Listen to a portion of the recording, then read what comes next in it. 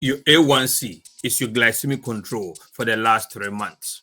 It has been the gold standard for diabetes diagnosis. What if I told you that your A1C number may be inaccurate and be unreliable? Please allow me to explain.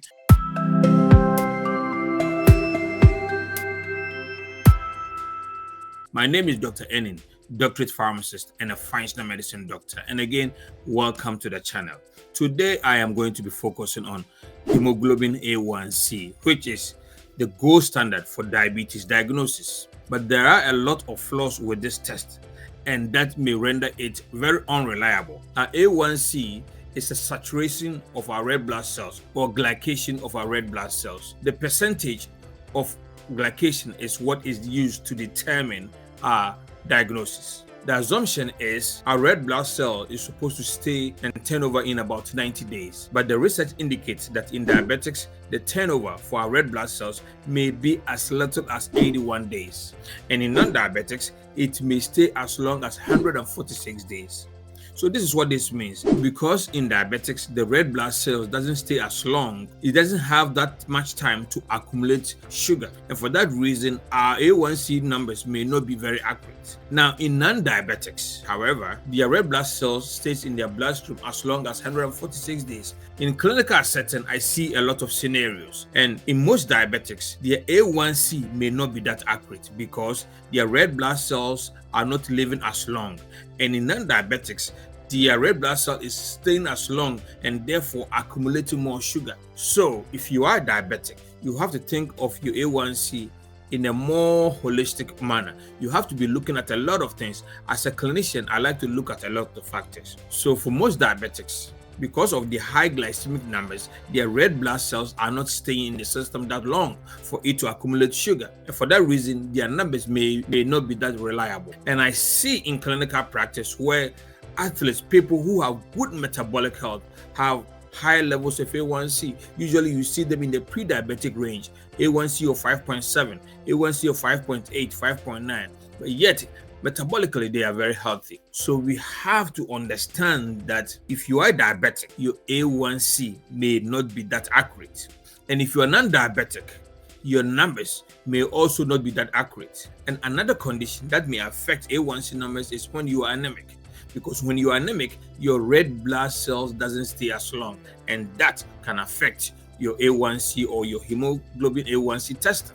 So in clinical setting, I see a lot of scenarios happening like this. And that is why in a clinical setting, I like to look at a lot of different things happening within the body. I even look at the lipid panel. I look at the triglycerides.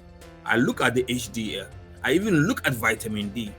These are all clinical indicators to tell me that the person is insulin resistant. One test that I believe everybody ought to have, that your doctor may not have done it or is refusing to do, is the fasted insulin. Because fasted insulin is able to predict your metabolic health 1 or 2 decades before it happens. So I like to look at your fasted insulin. Very, very important piece in the metabolic space. I like to look at this because when you have elevated numbers of insulin, it's a sign, it's an indicator there's something happening within the body metabolically.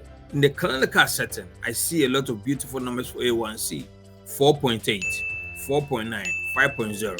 Yet their fasted insulin will be in the 10s, will be in the 15s, will be in the 20s. If you are listening to me and your A1C is between 4.8 and 5.2, optimally, that's where we want you to be.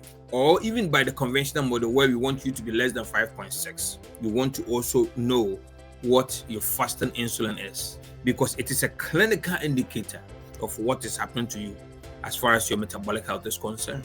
And what I see a lot in clinical setting is very good optimal A1C levels, fasting insulin slightly elevated, maybe in the 10s, and high levels of triglycerides, low level of HDL. This to me is predicting that there is something that is about to happen in the next few years. So your A1C may be fine, but your fasted insulin may be high. It means that your body is trying as hard to overcompensate for your high levels of glucose by producing a lot of insulin.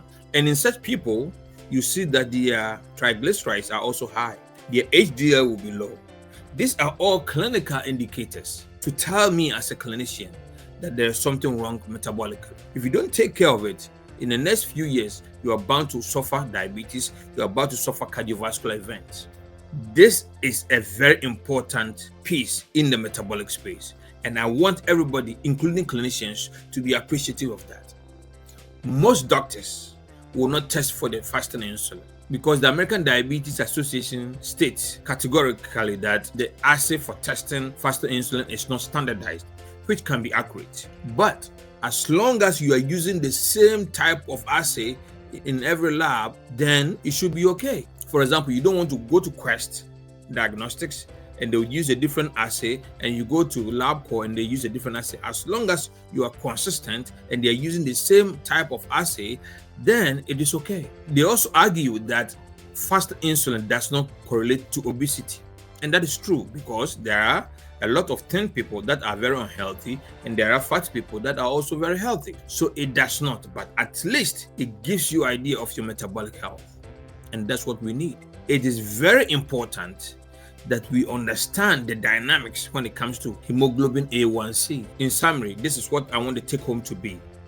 If you are diabetic, chances are that your A1c may not be that reliable.